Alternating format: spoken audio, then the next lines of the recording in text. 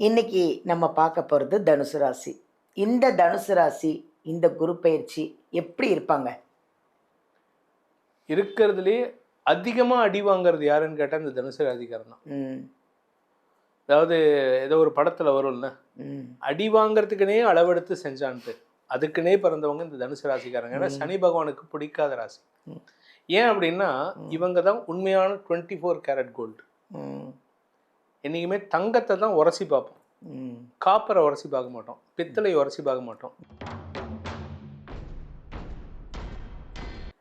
பூர்வீக சொத்து எப்பவோ கை விட்டு போயிருக்கும், இல்லை யார் பேருக்கும் எழுதி வச்சிருப்பாங்க. அவங்களுக்கு குழந்தை பாக்கியம் இல்லைன்ட்டு இவங்களுக்கு சொத்து எழுதி வைப்பாங்க. ஸோ உங்களை பொறுத்த வரைக்கும் இப்பொழுது உங்களுக்கு தன வருமானம் ஏற்படணும். அதே சமயம் திடீர் அதிர்ஷ்டத்தின் மூலமாக உங்களுக்கு கடல் கடந்த வருமானம் ஏற்படும். நீங்கள் ஃபாரின் போகணும்னு ஆசைப்பட்டீங்களா? இப்போ போகலாம். உங்களுடைய வார்த்தை தான் விருச்சிக ராசிக்கு அடுத்தது. உங்கள் வார்த்தை அடுத்தவங்களுக்கு வேத வாக்காக அமையக்கூடிய வகையில் இருக்குது. உங்களுடைய வாழ்க்கையில் மட்டும் இல்லைங்க, குடும்பத்திலையும் நன்மைகள் ஏற்படுகின்ற நேரம்.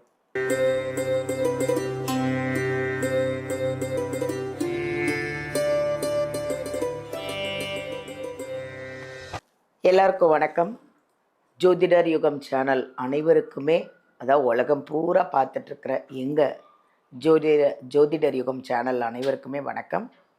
இந்த அளவுக்கு எங்கள் சேனல் பிரபலமானதுக்கு நீங்கள் தாங்க வியூவர்ஸ், நீங்கள் தான் மெயின் காரணம்.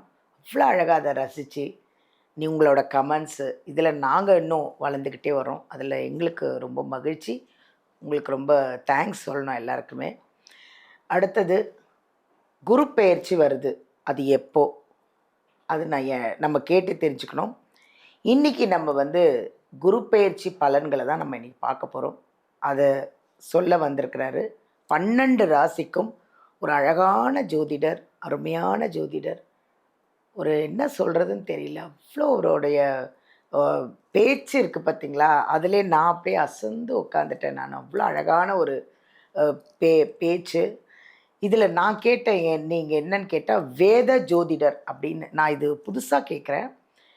வேத ஜோதிடர் அப்படின்னு அவருக்கு ஒரு பட்டம் வேறு கொடுத்துருக்காங்களாம். அப்போ அது எவ்வளோ பெரிய ஜோதிடராக இருப்பார் பார்த்தீங்களா. வேத ஜோதிடர் பிரகாஷ் நரசிம்மன் அவர்களை தான் நம்ம பார்க்க போகிறோம். இந்த குரு பெயர்ச்சி எப்படி இருக்குது, குரு பெயர்ச்சி எப்போ வருது, இந்த 12 ராசிக்கும் அவர் எவ்வளோ அழகாக சொல்ல போகிறாருன்னு நம்ம அவரையே மீட் பண்ணுவோம். வாங்க நம்ம அவரை சந்திக்கலாம். வணக்கம். வணக்கம்மா, எப்படி இருக்கீங்க? நல்லா இருக்கேன். நீங்கள் எப்படி இருக்கீங்க? நல்லா இருக்கேன் சார். முதல்ல நம்மளுடைய எனக்கு உங்களுக்கு சேனலுக்கு எல்லாருக்கும் தங்களுடைய வியூஸ்னால் வளர்ச்சியை கொடுக்கக்கூடிய அனைத்து நேயர்களுக்கும் என்னுடைய மனமார்ந்த வாழ்த்துக்களையும் வணக்கங்களையும் தெரிவித்துக் கொள்கிறேன். குரு பெயர்ச்சி பற்றி அப்படின்னு கேட்டீங்க. குரு பார்க்க கோடி நன்மை. ஆமாம். என்றைக்குமே நிறைய பேர்த்துக்கு ஒரு கன்ஃபியூஷன் உண்டு. மாதா பிதா குரு தெய்வம். இந்த குரு 3வதாக இருக்கார், தெய்வம் கடைசியில் தான் இருக்குது, தெய்வத்துக்கு இம்பார்ட்டன்ஸ் கொடுக்கக்கூடாது அப்படின்னு நாத்திகர்கள் சொல்லலாம், நம்பிக்கை இல்லாதவர்கள் சொல்லலாம். ஆனால் ஆக்சுவலாக அம்மா தான் அப்பாவை இன்ட்ரடியூஸ் பண்ணுறாரு. இதுதான்டா அவன் அம்மா, அவங்க அப்பா அப்படின்ட்டு. ஏன்னா எந்த குழந்தைக்கும் அம்மாவை இன்ட்ரடக்ஷன் தேவையில்லை. ஆமாம். அது நீங்கள் யூடியூப்பில் போயிட்டு ஒரு குழந்தைய கொண்டு போய் விட்டாலே அதுவாக தேடி போய் அம்மா கிட்ட போய் பால் குடிக்கிறது வேற யாருக்குமே கிடையாது. ஆமாம், அம்மாவுக்கு மட்டும்தான் அந்த ஒரு ஸ்பெஷல். ஆமாம். அதுக்கு அடுத்தது அம்மா தான் இது உங்கள் அப்பான்னு இன்ட்ரடியூஸ் பண்ணுவாங்க. அந்த அப்பா தான் கொண்டு போயிட்டு ஒரு ஏஜ் 7 வயசு ஆன உடனே, அந்த காலத்தில் நான் சொல்கிறது, வேத காலத்துலேயும் நான் சொல்கிறது ஒரு 200 வருஷத்துக்கு முன்னாடி வரைக்கும் எல்லார் வீட்டிலையும் ஜாதி மதம் தொடர்பு இல்லாமல், இந்தியாவை பொறுத்த வரைக்கும், பாரத தேசத்தை பொறுத்த வரைக்கும் ஜாதி மதம் தொடர்பு இல்லாமல் 7 வயசு ஆச்சுன்னா கொண்டு போயிட்டு குருகுலத்தில் விடுவாங்க, ஸ்கூலில் கொண்டு போய் சேர்ப்பாங்க. அப்போதான் அப்பா இவர் தான் உன்னுடைய ஆசிரியர், ஆசான் அப்படின்ட்டு இன்ட்ரடியூஸ் பண்ணுவாங்க. அந்த ஆசான் தான் நம்மளை வழி நடத்தி தன்னுடைய பாதையிலேயே கூட்டிட்டு போயிட்டு கடவுளிடம் சேர்க்கக்கூடிய இடம்.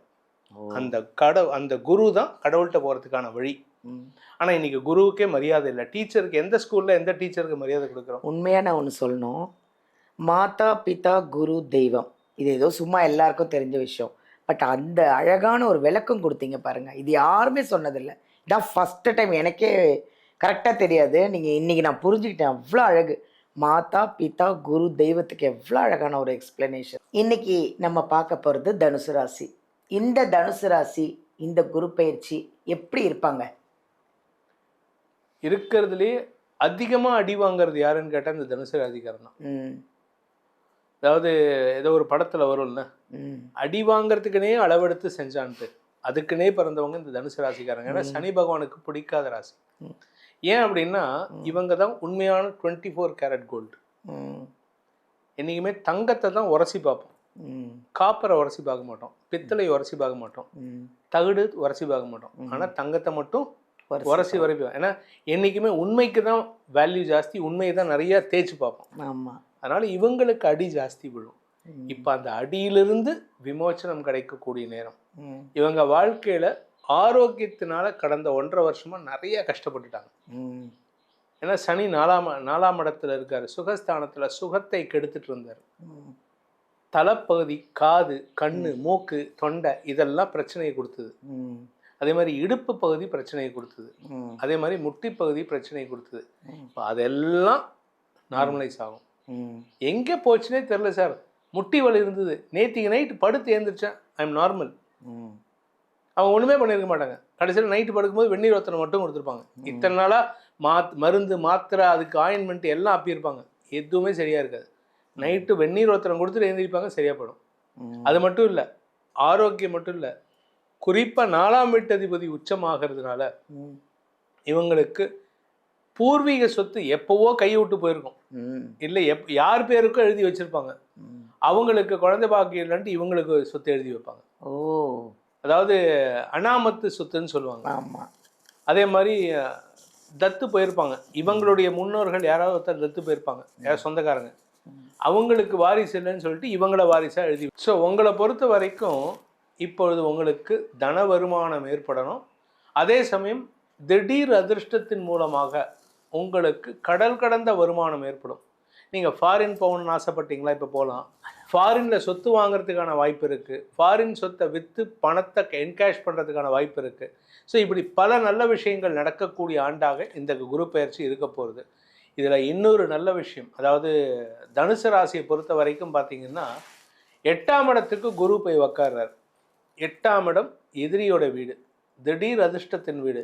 எதிரி இல்லாமல் அமைச்சிட்டா, எதிரியுடைய வெற்றியை கேன்சல் பண்ணிட்டா. ஸோ எதிரி தோல்வி அடையணும்னா நீங்கள் வெற்றி அடையணும். ஸோ உங்களை பொறுத்த வரைக்கும் இந்த தனுசு ராசிக்கு குரு பயிற்சி அமோகமாக பலன்களை தரக்கூடிய வகையில் இருக்குது. இதில் நல்ல விஷயம், இன்னொரு நல்ல விஷயம், ராசிநாதன் உச்சம் அடைகிறார். பொதுவாக ராசிநாதனோ லக்னாதிபதியோ உச்சம் அடைவதுங்கிறது அவ்வளோ ஈஸியாக அமையாது, எல்லாருக்குமே அமையாது. சில பேர்த்துக்கு ராசிநாதனோ லக்னாதிபதியோ நீச்சமாக இருக்கலாம், இல்லை பகை வீட்டில் உட்காரலாம். ஆனால் உங்களுக்கு அஷ்டமஸ்தானத்தில் போய் உச்சம் அடைகிறதுனால உங்களுடைய வார்த்தை தான் விருச்சிக ராசிக்கு அடுத்தது. உங்கள் வார்த்தை அடுத்தவங்களுக்கு வேத வாக்காக அமையக்கூடிய வகையில் இருக்குது. உங்களுடைய வாழ்க்கையில் மட்டும் இல்லைங்க, குடும்பத்திலையும் நன்மைகள் ஏற்படுகின்ற நேரம். உங்கள் வாழ்க்கையில் மட்டும் இல்லை, அடுத்தவங்க வாழ்க்கையிலையும் நீங்கள் நல்லது ஏற்படுத்தி கொடுப்பீங்க. ஸோ அவ்வளவு நல்ல நேரம் ஆரம்பிச்சாச்சு. உங்களுடைய ராசிநாதன் உச்சமடைகிறதுனால உங்கள் வாழ்க்கையில் இதுவரை பார்க்காத சந்தோஷத்தையும் இதுவரை பார்க்காத ஆரோக்கிய முன்னேற்றத்தையும் நீங்கள் அனுபவிக்கும் சூழ்நிலை ஏற்படும். ஸோ மொத்தத்தில் இந்த குரு பயிற்சி உங்களுக்கு வரப்பிரசாதியான குரு பயிற்சியாக அமைந்திடும். ரொம்ப நன்றியா. ரொம்ப நன்றிம்மா. ரொம்ப அழகாக சொன்னீங்க தனுசு ராசிக்கு. ரொம்ப ரொம்ப நன்றி. தனுசு ராசி நேயர்களுக்கு எல்லாமே ரொம்ப அருமையாக இருக்குது இந்த குரு பயிற்சி. ரொம்ப கஷ்டப்பட்டுட்டீங்க, ரொம்ப பால் மாதிரி மனசு அப்படின்னாங்க. நல்ல எண்ணங்கள் நம்மளை தான் தனுசு ராசிக்காரங்களை தான் வச்சு செய்வாங்களாம். ஏன்னா நம்மளேன்னு சொன்னால் நானும் தனுசு ராசி தான், அதுக்கு தான் நான் ரொம்ப உன்னிப்பாக கவனித்தேன். தனுசு ராசியை இது வரைக்கும் வச்சு செஞ்சாங்க, இனிமே நாம் வச்சு செய்வோம். ஓகேவா? அந்த குரு பயிற்சிக்கு அப்புறம். தேங்க்யூ.